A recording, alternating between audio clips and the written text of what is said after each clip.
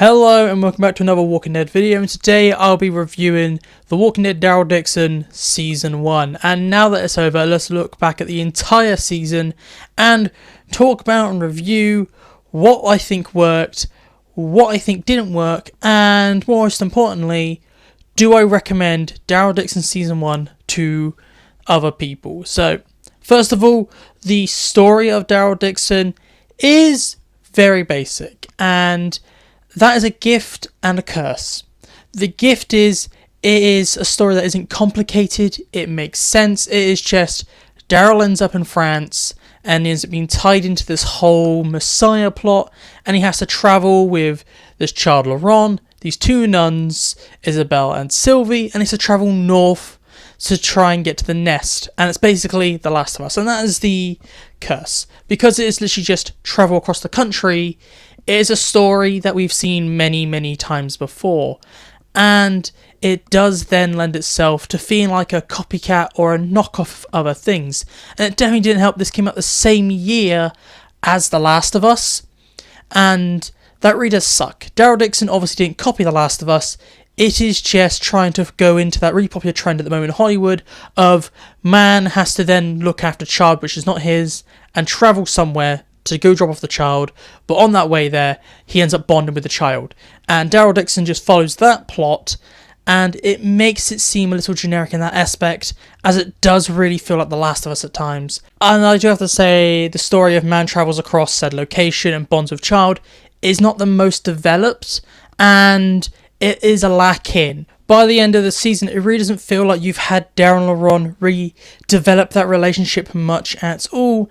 And what I really think doesn't help is that there's only 6 episodes.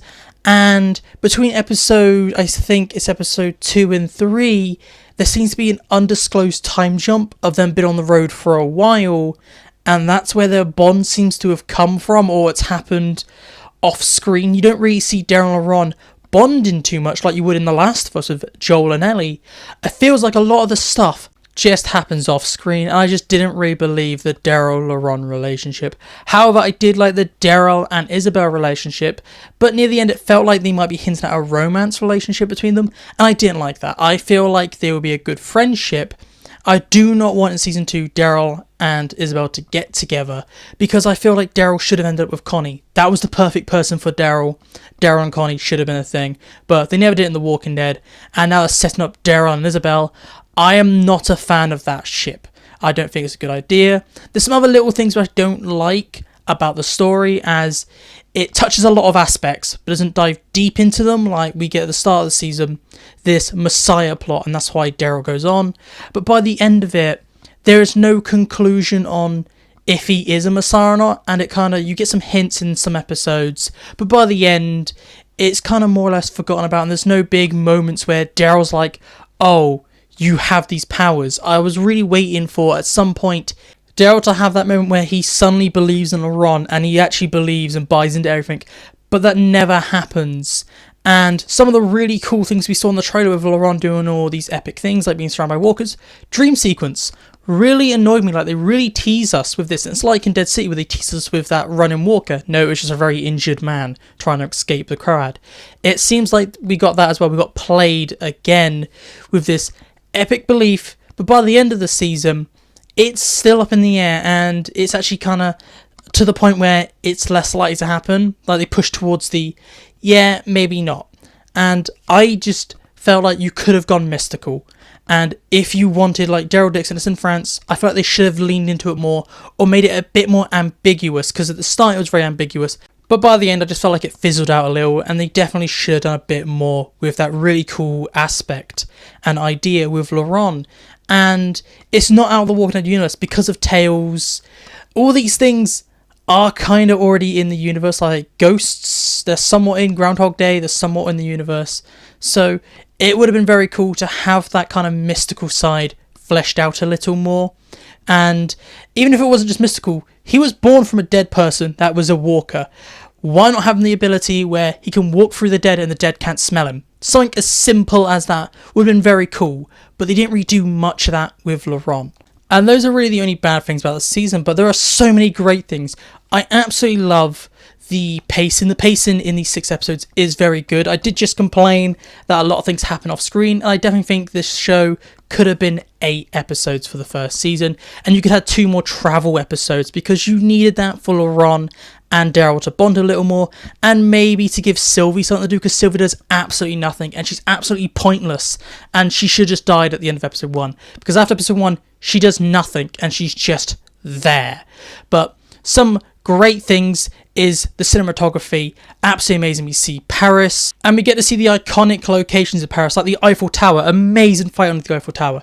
We quickly see the catacombs, and also the Notre Dame, but we also see the Statue of Liberty. Daryl takes a little tour around Paris, which is amazing. I absolutely love the locations, the cinematography, the sets, they're all amazing. We get to see castles, we get to see small French towns. It is great, and each episode looks absolutely stunning with the locations and everything like that. I also have to say, the acting is outstanding, and the side characters are very entertaining. Unlike Dead City, which you only cared about Maggie and Negan and all the side characters were bad or meh, almost every character, or the main characters outside of Sylvie, were absolutely amazing. I loved the villains. Janae is a great setup for a future big bad for Daryl Dixon. We have Caudron, which was an amazing personal villain. However, my issue with Caudron is that he never won a fight against Daryl, and by episode 6, he wasn't really scary. He lost one too many fights, and I definitely think Caudron should have won the fight in episode 3, so you'd have Daryl win episode 1, then have Caudron win episode 3, so by the time you see him in episode 6 and they fight once again, you actually think, oh no, Daryl might lose. I just feel like Daryl's a bit too unstoppable because Caudron is meant to be Daryl's personal villain. He has great setup in episode 1, but he was wasted and he felt like a punching bag by the end of episode 6. I'd have to say Isabel is my favourite outside of Daryl. She has great character development. We get to see the fall of France in episode 2 with her, which is absolutely amazing. I absolutely love Isabel. She's one of my new favourite characters in the Walking Dead franchise. She's so developed, and her relationship with Daryl is quite nice. Laurent, he was a little annoying in episode 1, but by the end of the season, I understand Laurent. I quite liked him, and a lot of things with children actors, they get really annoying. Laurent wasn't annoying past episode 2, I would say. Now, Big Daryl, the man himself, the show that is titled after, he is absolutely amazing. I've had some gripes with Daryl in season 11, with him being outshined. It's meant to be his show after Rick left, and him just feeling there a lot of time. Daryl has agency in these 6 episodes, and with it focusing solely on him, it really develops his character. This is not the same Daryl we see at the end of The Walking Dead, which I like because we have a new take on Daryl. We have Daryl actually progressing as a character, and we have Daryl actually show some of his personality. Daryl can be a little funny at times in this spin-off, which is quite nice. I really do like the little bits of humour that he add into this spin-off, and it really helps round out Daryl from being that kind of crying tough guy that we had in The Walking Dead, really, because all he did was cry, or he would just kind of sit there and mumble. That's all Daryl ended up doing in The Walking Dead really near the end. He ended up becoming a character, I feel. But Daryl on this was on point and definitely the best character. And this is the one time where I say a spin-off actually improved upon the character, because I feel like Maggie and Negan's story was done at the end of The Walking Dead. And in Dead City, you kind of reset Negan. Maggie hasn't developed at all. And it was a little annoying seeing them again. But Daryl, they moved forwards and it really did work for me. Another thing is that they add variants into this show, and we get so many. It's so good to have variants be a big part of the show, and we get burners, which almost actually kill Daryl. We get runners, which you only see very briefly, and we get a super variant, which is smart, it is aggressive and kills other variants, and it is super strong and a runner, and it also has burners as well. It is insane that we have so many variants, and it really does make the walkers feel varied and an actual threat again. And it's the only time Daryl actually has any struggle, when he's fighting the variant walkers, which is very cool to see Daryl struggle again. However, he just doesn't struggle when he's fighting Caudron, which does suck a little. But variants were amazing, and we get some backstory. And apparently, so variants are actually all made in a laboratory, and Madame Genet is trying to make an army of variant walkers, which is absolutely amazing. We get to see a little sneak peek at the potential origin of the Walker virus, and it's not going to be because I know in World Beyond they teased it may be in aliens with that one-off joke that the soldier said in the flashback. It looks like the French are actually the origin of the wildfire outbreak, which is very cool. We're actually getting hints at variants and the origin of the Walker virus in this show.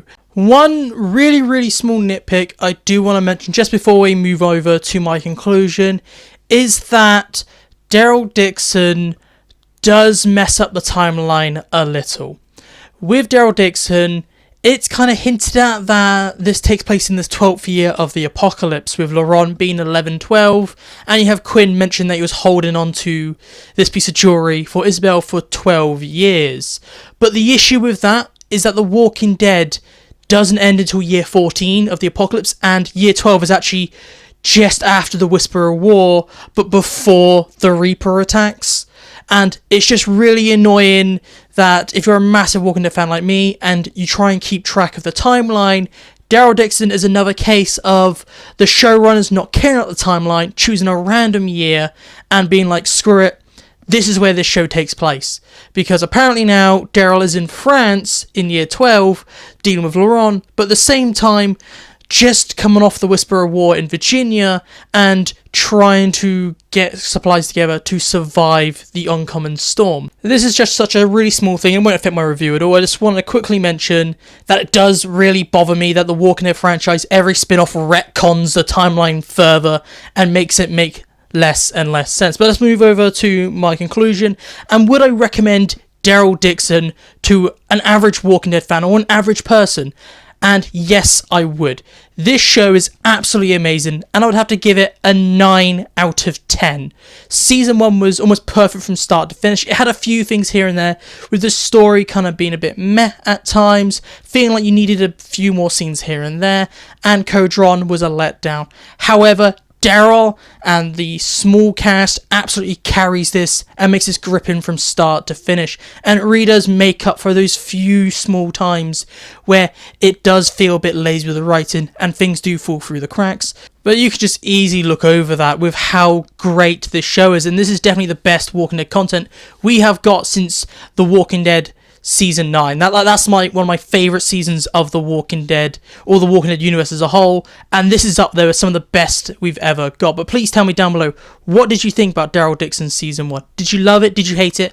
And what would you rate it? I'll let you know your opinions down below. This is it for me today, so goodbye, peace out, and I'll see you in my next video.